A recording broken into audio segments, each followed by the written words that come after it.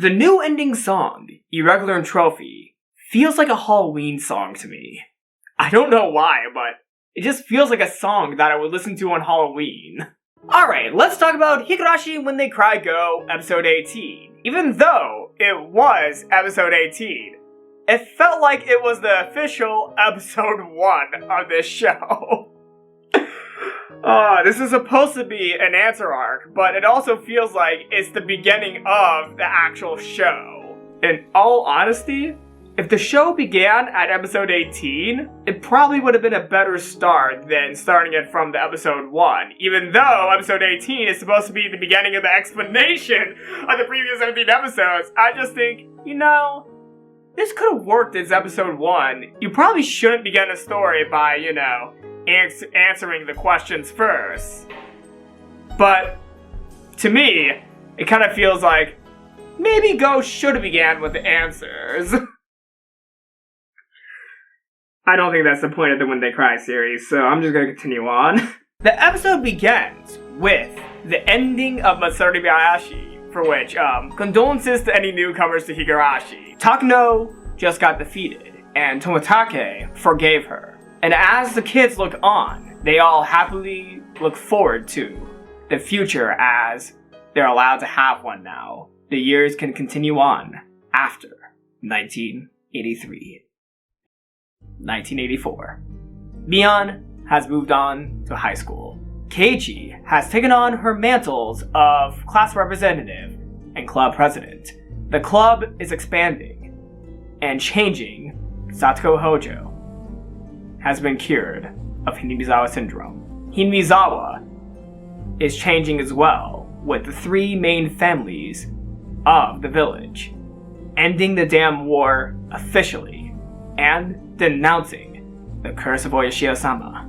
Now, amidst all these changes, I still do have 3 questions before I move on talking about this episode. Okay, question number 1. Where the hell is Hanyu? Question number 2.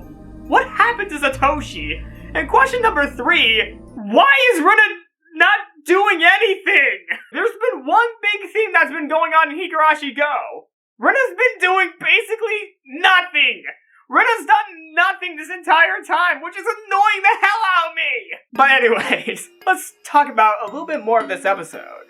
Now, throughout this episode, I just noticed a slight theme going on throughout, which was change.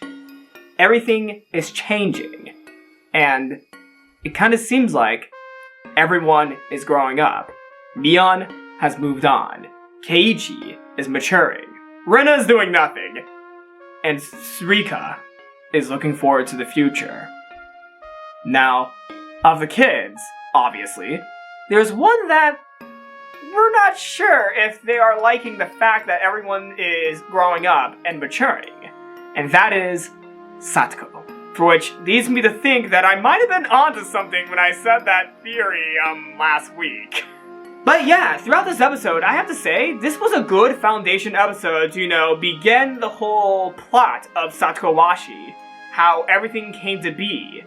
How GOU came to be. This is a good foundational episode, and the theme of change might be, a slight hint as to what might have been the motive behind Satoko becoming a culprit. Satoko might have became the culprit because she didn't want things to change, and it kind of seems like Satoko pretty much preferred how life was back in the June of 1983. The exact opposite of her best friend, Rika Furude.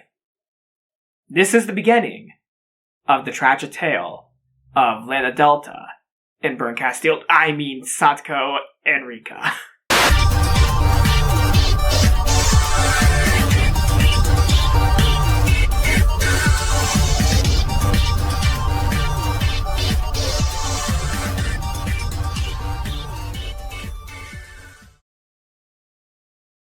Okay.